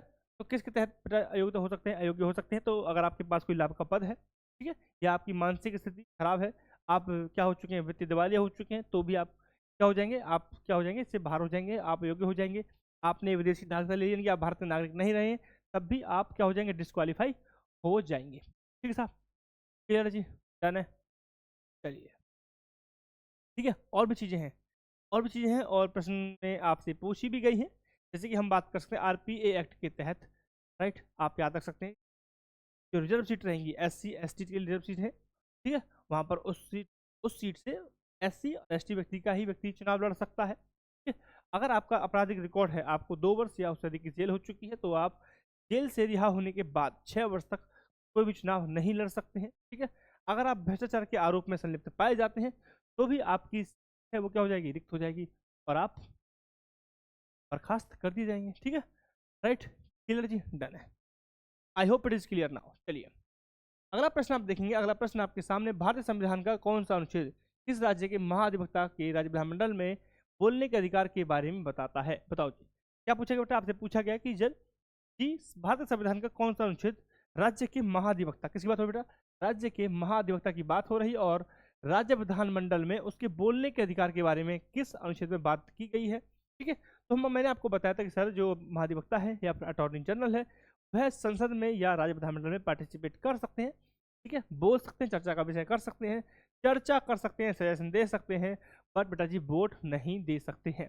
ठीक है, तो यहाँ बात हो रही थी बेटा, यहाँ बात आपको दी गई है राज्य के महाधिवक्ता के रूप में बात हो रही है और राज्य विधानमंडल के संबंध में बात हो रही है बेटा, और इससे जुड़ा हुआ जो अनुच्छेद रहेगा वो रहेगा अनुच्छेद 177। क्या रहेगा बेटा?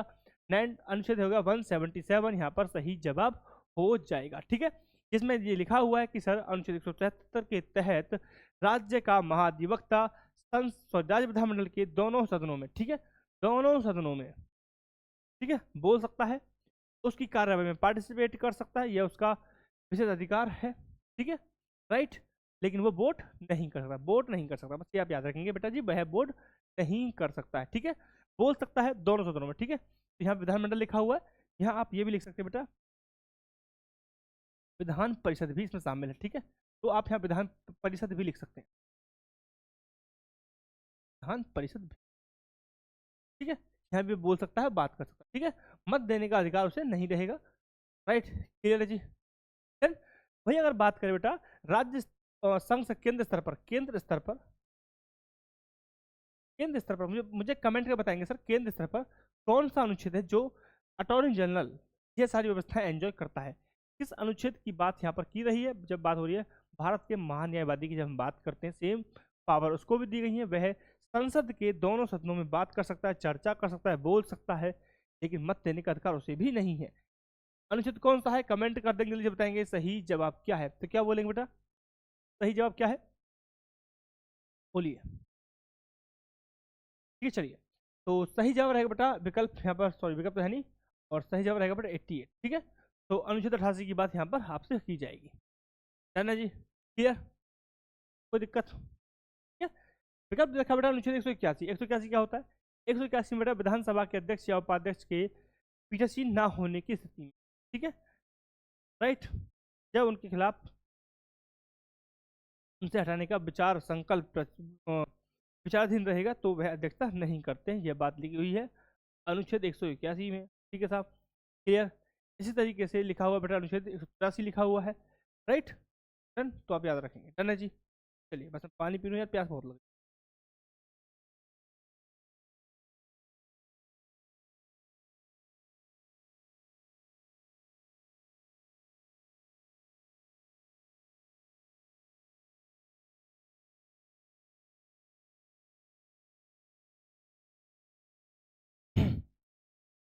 चलिए बेटा, चलिए अगला प्रश्न आप देखेंगे। अगला प्रश्न आपके सामने रहेगा, पानी में घुलनशील क्षार को क्या कहते हैं? पानी में घुलनशील क्षार को क्या कहते हैं? क्षार, एल्केन, अम्ल या फिर एल्कीन? बताओ बेटा सही जवाब क्या है?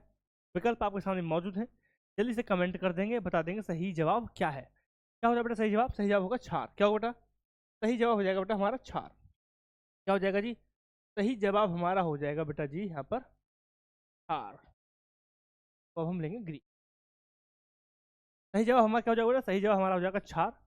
ठीक है, राइट। क्षार को एक नाम जानेंगे अल्काली, एल्कली एक नाम है क्षार का, उससे भी आप याद रखेंगे। डन है जी, क्लियर, ठीक है, चलिए, ठीक है, तो क्षार क्षार है। ठीक है, केमिस्ट्री में थोड़ा सा डिफरेंस रहता है दोनों में। ठीक है, राइट, तो बेस जो होता है, ऐसे बेस जो पानी में पूरी तरह से घुलनशील होते हैं उन्हें एल्काली कहते हैं। ठीक है, राइट, सभी एल्काली बेस होते हैं लेकिन सभी बेस एल्काली नहीं होते हैं। हर क्षार पानी में घुलनशील नहीं होता है। पानी में घुलनशील जो क्षार रहेंगे उन्हें एल्काली बोलते हैं। ठीक है, एल्काली जो पानी में घुलनशील होते हैं। ठीक है, राइट, धन्य जी, चलिए एग्जाम्पल बताओ कोई। हाँ एग्जाम्पल, बिल्कुल बिल्कुल एग्जाम्पल बताएंगे। बिल्कुल बताया जाएगा बेटा। एग्जाम्पल एग्जाम्पल बिल्कुल बताया जाएगा। NaOH लिख सकते हैं, सोडियम हाइड्रोक्साइड, जी चल जाएगा। चलो एक और लिख देते हैं KOH, पोटेशियम हाइड्रोक्साइड। ये तो मेरे को आती है बेटा, टेंशन नहीं है, इतनी तो मेरे को आती है भाई। PCM से कर रखी है पूरा, PCM की सीरीज पूरी आगे तक कंप्लीट कर रखी है, PCM से कंटिन्यू की है पूरी पढ़ाई, तो इतनी दिक्कत नहीं आती मेरे को, है ना। बट ये है कि मैं अकेला क्या क्या पढ़ाऊंगा बस। अब मैं बहुत दिन से GS में जुड़ा हुआ हूँ, पिछले 7-8 लगभग लगभग मेरे को हो गए कंपटीशन कंपटीशन में 10 साल, ठीक है। और GS से जुड़ा हुआ लगातार, तो इसलिए मेरे को इन चीज़ों से बहुत लंबा अरसा हो गया है, इन चीज़ों से रूबरू हुआ बिना, है ना। हाँ चलिए अगला प्रश्न देखें। निम्नलिखित में से कौन दिसंबर 1886 में कलकत्ता में आयोजित भारतीय राष्ट्रीय कांग्रेस के दूसरे सत्र के अध्यक्ष बने? बताओ। दादा भाई नौरोजी, बदरुद्दीन तैयब जी, P आनंद चार्लू, विलियमसन बैटरमन। तो कमेंट करेंगे, बताएंगे सही जवाब क्या है। प्रश्न क्या है बेटा, निम्नलिखित में से कौन 1886, ठीक है, दूसरा सम्मेलन था दिसंबर 1886 में कलकत्ता में हुआ था, और इसमें अध्यक्ष कौन, ठीक है। तो प्रश्न के माध्यम से आप एक चीज तो समझ गए होंगे बेटा कि दिसंबर 1886 में कांग्रेस का दूसरा अधिवेशन हुआ था, ठीक है जी। और यह अधिवेशन कहाँ पे हुआ था बेटा, तो यह अधिवेशन कलकत्ता में हुआ था, ठीक है। प्रश्न के माध्यम से दो चीज हमें समझ में आ गई, है जी। अब आपसे पूछा गया था कि सर INC का, जब हम बात करें INC में दूसरे अध्यक्ष कौन थे, ठीक है, तो अध्यक्ष कौन थे ये आपसे पूछा गया था। दादा भाई नौरोजी, ठीक है, बैदुद्दीन तैयब जी, P आनंद चार्लू, विलियम बैटरमन। तो क्या बोलेंगे, सही जवाब क्या है बेटा, आप बोलेंगे विकल्प एक यहाँ पर हो जाएगा सही जवाब, दादा भाई नौरोजी। यहाँ पर क्या बेटा सही जवाब होगा दादा भाई नौरोजी। क्या हो जाएगा बेटा, दादा भाई नौरोजी यहाँ पर सही जवाब हो जाएगा, दादा भाई नौरोजी, ठीक है साहब, क्लियर, डन, ठीक है। दादा भाई नौरोजी को एक टाइटल मिला था बेटा, इन्हें एक नाम से जानते हैं आप, पता क्या नाम से जानते हैं, मुझे बताइए कि दादा भाई नौरोजी को आप किस नाम से जानते हैं। तो बेटा इन्हें एक टाइटल मिला हुआ है grand old man of India. याद रखें बेटा, grand old man of India, grand old man of India के नाम से भी आप इन्हें जानते हैं, ठीक है साहब। और इन्हें दिसंबर 1886 में INC का चेयरमैन चुना गया था, जब जो सेशन हो रहा था कलकत्ता में। कहाँ बेटा सेशन कहाँ हुआ था, सेशन हुआ था कलकत्ता में, ठीक है जी, क्लियर। अगर बात करें बेटा INC का पहला प्रथम अधिवेशन कहाँ पे होता, INC का प्रथम अधिवेशन कहाँ पे होता बेटा, तो क्या बोलेंगे आप, प्रथम अधिवेशन कहाँ पे होता बेटा, आप बोलेंगे प्रथम अधिवेशन होता बॉम्बे में। कहाँ पे होता बेटा, प्रथम अधिवेशन हुआ था बॉम्बे में 1885 में। कब हुआ था, बॉम्बे 1885 में हुआ था, ठीक है साहब। इसके चेयरमैन कौन थे, WC बनर्जी। कौन थे बेटा चेयरमैन, कौन थे अध्यक्ष, कौन थे बेटा, WC व्योमेश चंद्र बनर्जी, ठीक है साहब, क्लियर। बनर्जी, कोई दिक्कत है, नहीं दिक्कत है, बता दो कोई दिक्कत है तो ठीक है। चलिए इस सेशन में कितने व्यक्ति थे जो पार्टिसिपेट कर रहे थे बेटा, 72 लोग थे जो इस सेशन में शामिल हुए थे, ठीक है, यानी कि 72 लोग थे पहले सेशन में। जब पहला सेशन हुआ था INC का, इंडियन नेशनल कांग्रेस का पहला सेशन हुआ था, उस सेशन में 72 लोग ने भाग लिया, ठीक है साहब, क्लियर, ठीक है। दादा भाई नौरोजी की अगर बात करें, दादा भाई नौरोजी 3 बार, टोटल 3 बार अध्यक्ष पद पर काम किया, 3 बार अध्यक्ष बने थे बेटा, 3 बार यह अध्यक्ष बने थे। कब कब बने थे बेटा, कब कब, 1886 आपको पता चल गया, 1893, 88 भी लिख देते हैं बेटा, और 1893 लिखेंगे, और एक और जरूरी चीज है 1906, ठीक है, ये आप लिखेंगे 1906। तो 3 बार ये अध्यक्ष बने थे, ये आपको याद रखना है, राइट, क्लियर जी। अब देखेंगे बदरुद्दीन तैयब जी को लेकर आएंगे। बदरुद्दीन तैयब जी कब बने थे बेटा, बदरुद्दीन तैयब जी की अब बात करेंगे बेटा, तो यह बने थे 1887 में। कब बने बेटा, 1887 में, है जी, ठीक है। सेशन कहाँ हो रहा था, सेशन होता मद्रास में। कहाँ पर बेटा सेशन, सेशन हो रहा था मद्रास में, ठीक है, डन है जी, कोई दिक्कत। इनके बारे में एक फैक्ट लिखेंगे बेटा कि यह पहले पहले मुस्लिम अध्यक्ष थे, ठीक है। इनके नाम पे विशेष फैक्ट है कि यह पहले मुस्लिम अध्यक्ष बने थे, पहले मुस्लिम व्यक्ति थे जो कांग्रेस के अध्यक्ष बने थे, डन है जी, कोई दिक्कत है, चलिए वेरी गुड। नेक्स्ट मेरे पास है बेटा P आनंद चार्लू। कौन बेटा, नेक्स्ट मेरे पास है P आनंद चार्लू। क्या नाम रहेगा बेटा, नाम रहेगा हमारे पास P आनंद चार्लू रहेगा। P आनंद चार्लू की अगर हम बात करेंगे तो इन्होंने लिए बेटा 1891 का सेशन था, 1891 का सेशन था, और यह कहाँ पे होता, यह होता बेटा नागपुर में। कहाँ पे होता बेटा, यह नागपुर में हुआ था, और याद रखेंगे, ठीक है, डन है जी। नेक्स्ट मेरे पास है जी कौन बेटा, नेक्स्ट में पास है विलियम बैटरमन। तो ठीक है, इनके बारे में देखिए बेटा। इन्होंने अध्यक्षता की थी 1889 में। कब की थी बेटा? 1889 के सेशन की अध्यक्षता की थी। और 1889 का सेशन कहाँ पर होता बेटा? कहाँ पर होता सर? आप बोलेंगे यहाँ पे होता बॉम्बे में। कहाँ पर बेटा? यह सेशन बॉम्बे में हुआ था। कहाँ पे बेटा? यह सेशन बॉम्बे में हुआ था। क्लियर जी? डन है? कोई दिक्कत? नो दिक्कत? ठीक है, नो दिक्कत। डन। तो बेटा 72 सदस्य थे पहले सेशन में, और जब दादा भाई नौरोजी अध्यक्ष बने थे तो दूसरे सेशन में जो नंबर था, नंबर बढ़ के हो गया था दूसरे सेशन में बेटा 436। 436 लोगों ने पार्टिसिपेट किया। डन है जी? क्लियर बेटा? कोई दिक्कत? I hope it is clear. No दिक्कत हैव यू? नो दिक्कत यू हैव, है ना जी? चलिए बेटा, अगला प्रश्न आप देखेंगे। अगला प्रश्न आपके सामने है कि दंता पंत ठेंगड़ी, दंता पंत ठेंगड़ी राष्ट्रीय श्रमिक शिक्षा और विकास बोर्ड की स्थापना किस वर्ष हुई? ठीक है जी, क्या पूछा गया? बहुत ही प्यारा सा प्रश्न आपके सामने आ गया है।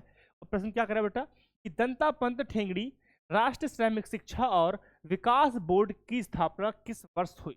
ठीक है जी, विकल्प क्या बेटा? 1978, 1968, 1958 एंड 1948। जल्दी से देंगे जवाब और बताएंगे सही जवाब क्या है। तो बेटा आप बोलेंगे विकल्प सी क्या हो जाएगा? सही जवाब हो जाएगा। तो जो बच्चे कह रहे हैं विकल्प सी, उनका बिल्कुल ही क्या है? सही जवाब है। ठीक है बेटा, डन है जी, कोई दिक्कत नहीं। स्थापना कब हुई थी बेटा? आप बोलेंगे सर 16 सितंबर को हुई थी। कब हुई थी बेटा? 16 सितंबर को स्थापना हुई, 16 सितंबर। ठीक है, 16 सितंबर 1958 को इस संस्था को स्थापित किया गया था। राइट हो रही है बात, हो रही है बेटा दंतापंत ठेंगड़ी राष्ट्रीय श्रमिक शिक्षा और विकास बोर्ड की यहाँ पर बात हो रही है। ठीक है साहब, क्लियर? डन। अगर हम बात करें इसको जब स्थापित किया बेटा, इसे दूसरी पंचवर्षीय योजना, दूसरी पंचवर्षीय योजना, दूसरी पंचवर्षीय योजना, दूसरी पंचवर्षीय योजना की सिफारिश के आधार पर, ठीक है, सिफारिश के आधार पर इसे स्थापित किया गया था। सिफारिश पर स्थापना, ठीक है जी, सिफारिश पर स्थापना, याद रखेंगे। राइट, क्लियर जी? डन है, कोई दिक्कत? ठीक है साहब, डन। इससे पहले इसका पूर्व नाम क्या था? पहले का नाम क्या था? इसे पूर्व नाम लिखते हैं, पूर्व नाम लिख देता हूँ, सीधे लिखता हूँ पूर्व नाम। ठीक है, तो पहले का नाम क्या था बेटा? आप याद रखेंगे, पहले का नाम क्या था? केंद्रीय श्रमिक शिक्षा बोर्ड। क्या था जी पहला नाम? पहला नाम था केंद्रीय श्रमिक शिक्षा बोर्ड। ठीक है, तो पूर्व नाम क्या था बेटा? श्रमिक शिक्षा बोर्ड। तो पुराना नाम क्या था? पुराना नाम आपके सामने आ गया, केंद्रीय श्रमिक शिक्षा बोर्ड। ठीक है साहब, क्लियर जी? Done, done. और इसका नाम बदला गया 2020 में। ठीक है, तो ये नया नाम है बेटा, और नया नाम बदला गया था 2020 में। ठीक है, ठीक है, कब बदला बेटा? 2020 में नया नाम बदला गया है। सब क्लियर जी? डन है। इस बोर्ड को क्यों स्थापित किया गया था बेटा? इस बोर्ड का उद्देश्य क्या था? तो श्रमिकों को उनके अधिकार के बारे में जागरूक करना, ठीक है, उनके कर्तव्य के बारे में बताना, उनकी सामाजिक आर्थिक स्थिति के बारे में उन्हें जागरूक करना। ठीक है, राइट, क्लियर? इस उद्देश्य के साथ इस संस्था को स्थापित किया गया था। क्लियर बेटा तक? डन। अगर हम बात करें इस संस्था का हेडक्वार्टर कहाँ पे है, इस संस्था का हेडक्वार्टर कहाँ पे है? आप बोलेंगे सर कहाँ पे बेटा? आप बोलेंगे सर नागपुर में। कहाँ बोलेंगे बेटा? इस संस्था का जो हेडक्वार्टर है वो कहाँ पे है? नागपुर में है। है ना जी? है बेटा। अगला प्रश्न आप देखेंगे, अगला प्रश्न आपके सामने है, क्या बेटा अगला प्रश्न? विकल्प आपके सामने, गंगा घाटी में दूसरा शहरीकरण कब हुआ? गंगा घाटी में दूसरा शहरीकरण कब हुआ? गंगा घाटी की बात हो रही है और दूसरे शहरीकरण की बात यहाँ पर देखने को मिल रही है। कब हुआ बेटा? 3वीं शताब्दी ईसा पूर्व, 5वीं शताब्दी ईसा पूर्व, 6ठी शताब्दी ईसा पूर्व, या फिर 2री शताब्दी ईसा पूर्व। विकल्प आपके सामने मौजूद है, कमेंट कर देंगे, जल्दी से बताएंगे सही जवाब क्या है। बताइए बेटा, कौन सी सदी ईसा पूर्व कब हुआ था बेटा? ठीक है, जब हम बात करें दूसरे शहरीकरण की, हम बात करते हैं बेटा, तो हमें याद रखना होगा पहला शहरीकरण हमारा कौन सा है बेटा? हड़प्पा सभ्यता। ठीक है, राइट, है जी। दूसरी जब हम बात कर रहे हैं, दूसरी शहरीकरण की जब हम बात करेंगे तो हम सीधे पहुंचेंगे महाजनपद काल पे। क्या पहुंचेंगे बेटा? हम पहुंचेंगे महाजनपद काल पे। ठीक है, तो जो महाजनपद तो थे वह दूसरा शहरीकरण था। महाजनपद जो थे बेटा, महाजनपदों का उदय जो था बेटा वो क्या था? दूसरे शहरीकरण का एग्जाम्पल था। किसका बेटा? दूसरे शहरीकरण का, डेवलपमेंट का एग्जाम्पल था महाजनपद काल। ठीक है, राइट। जब देखेंगे जी कितने महाजनपद आए, तो सर आप बोलेंगे 16 महाजनपदों की बात हमें देखने को मिल जाती है। और बाद में प्रमुख रूप से मगध का उदय होता है। ठीक है साहब, क्लियर? अलग अलग वहाँ पे आपको देखने को मिलेंगे राज्य, उनकी राजधानियाँ। राइट, अगर कोई भी कंसर्न अगर इससे रिलेटेड है तो इसका भी डेडिकेटेड लेक्चर हमारे पास क्या हुआ है GS 365 के हिस्ट्री वाली प्लेलिस्ट में। ठीक है, तो वहाँ जाकर के आप कवर कर सकते हैं बहुत डिटेल में। आपके लिए चीज़ें वहाँ पर की गई हैं। ठीक है, चलिए अगला प्रश्न आप देखेंगे। अगला प्रश्न क्या है, रमजान के महीने के बाद कौन सा त्योहार मनाया जाता है? बेटा बताइए, रमजान के महीने के बाद कौन सा त्योहार मनाया जाता है? मिलाद उन नबी, जमात उल विदा, ईद उल फितर या फिर मुहर्रम? क्या बेटा आप बोलेंगे सर ईद उल फितर मनाई जाती है। क्या बोलेंगे सर आप बोलेंगे ईद उल फितर मनाई जाती है। ठीक बेटा, ईद उल फितर मनाई जाती है रमजान के बाद। डन है, क्लियर? चलिए अगला प्रश्न आप देखेंगे। अगला प्रश्न आपके सामने है कि अनुभवी कथक नृत्यांगना अदिति मंगलदास, ठीक है बात हो बेटा, अदिति मंगलदास की बात हो रही है, इन्होंने कौन सा अवार्ड जीता था? क्या है बेटा? महरी पुरस्कार 2022, पद्म विभूषण पुरस्कार 2022, भारत रत्न पुरस्कार 2022, पद्म भूषण पुरस्कार 2022। जल्दी से बताएंगे बेटा कमेंट करके सही जवाब क्या है। विकल्प आपके सामने मौजूद हैं तो आप बोलेंगे विकल्प एक हमारा हो जाएगा सही जवाब, यानी कि महरी पुरस्कार 2022 का अवार्ड इन्होंने जीता था।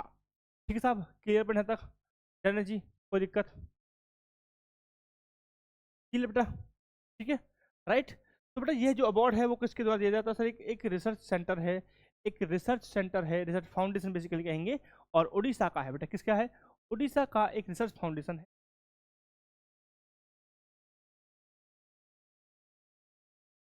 सॉरी, उड़ीसा का एक रिसर्च फाउंडेशन है जिसके द्वारा यह अवार्ड दिया जाता है। सब क्लियर जी? डन है, कोई दिक्कत? ठीक बेटा, चलिए तो ये आज का हमारा अंतिम प्रश्न था। So thank you very much for the watching this session. कोई भी कंसर्न क्वेरी कुछ भी होता है तो you can correct me, and these are the platform where you can correct me, and this is the platform and R dot Komal Chaudhary, this is the telegram page where you can connect me directly for any type of assistance, and this is the WhatsApp number. Yeah, so these are the platforms: telegram channel, Instagram page and WhatsApp number. You can connect me anywhere. ठीक है, and I am always available 24/7 for you. ठीक है, so you can connect me if you have any type of concern, and extremely sorry कि आप आज का session थोड़ा सा डिले रहा, but it goes to totally by the third class internet connectivity of the Jio. ठीक है, right. So thank you very much for the watching this session. जय हिंद, जय माता दी।